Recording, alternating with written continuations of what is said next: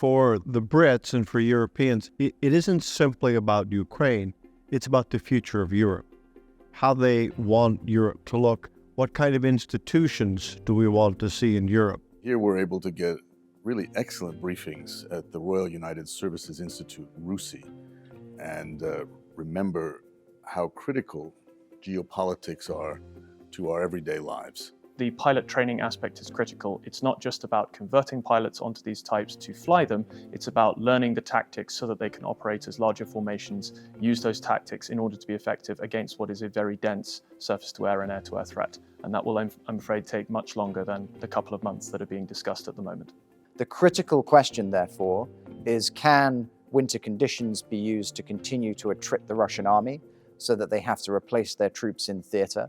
And can the Ukrainians reconstitute their forces and expand the span of control that they are able to execute on the battlefield so that they can maintain the initiative going into the spring?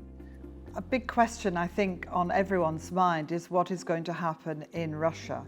Russia will have elections in the future. There is already deep speculation that Vladimir Putin will stand again and will wish to continue to be president into the future. There has to be a stop to this brutal genocide, and the international community needs to strengthen the sanctions against Russia, but also to identify real opportunities for Ukraine to preserve their territory. What I just want to remind people of here is the suffering and the destruction and the brutality of what is, in some important respects, major respects, and I know this somehow just from my own history of involvement with that part of the world, a civil war.